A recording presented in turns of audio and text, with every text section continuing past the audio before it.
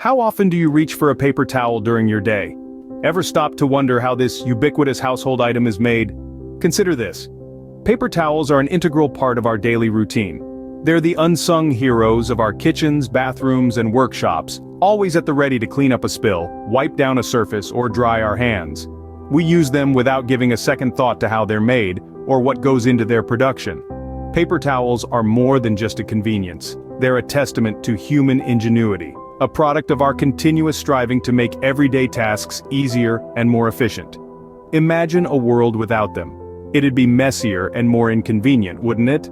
From the early riser who spills coffee in the morning rush, to the late-night cook dealing with a kitchen mishap, paper towels are there, ready to absorb the chaos.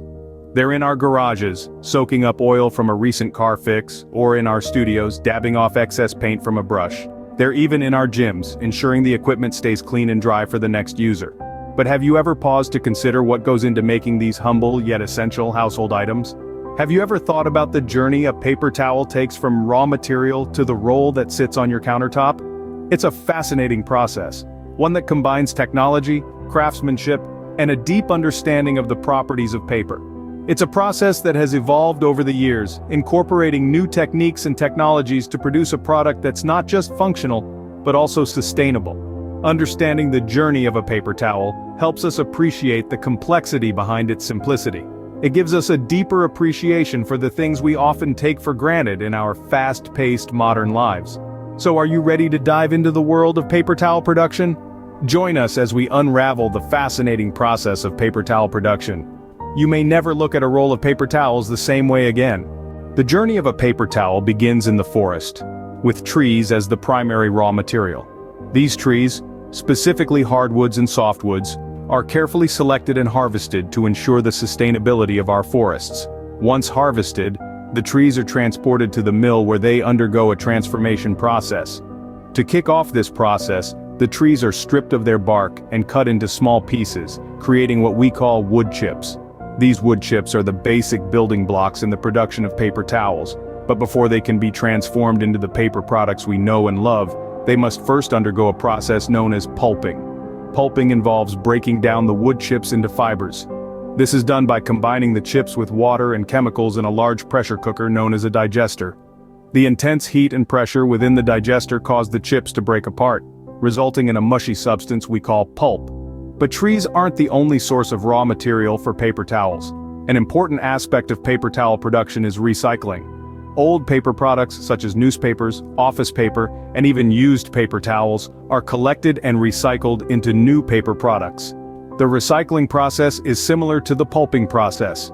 The old paper products are combined with water and chemicals and heated to break them down into fibers. These recycled fibers are then mixed with the wood pulp to create a blend that will eventually become paper towels. Recycling is crucial not just for the sustainability of paper towel production but also for the environment. It reduces the demand for new trees and helps to conserve our forests. So whether it's trees from the forest or old paper products from our homes and offices, these raw materials play a vital role in the production of paper towels. They undergo a fascinating journey of transformation, from solid wood or old paper into soft, absorbent paper towels. With our raw materials in hand, it's time to begin the transformation into paper towels.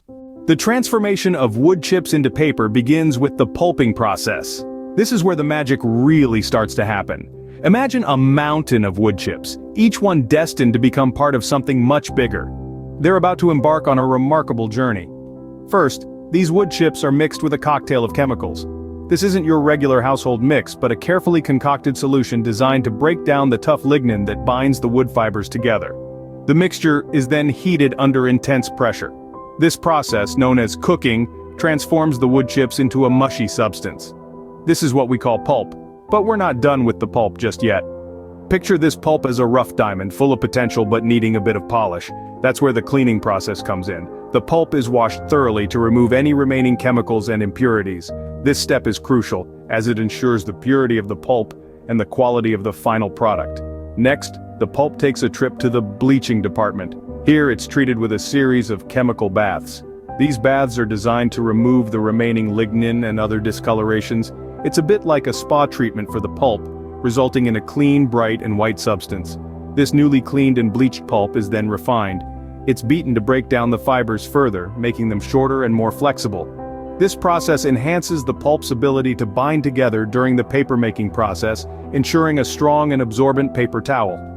The pulping process is a fascinating dance of chemistry and engineering, an essential step in the transformation of raw wood chips into a valuable product. It's a testament to our ingenuity, the way we can take something as simple as wood and transform it into something as useful as paper towels. Having created a clean white pulp, we are ready to move on to the paper-making stage.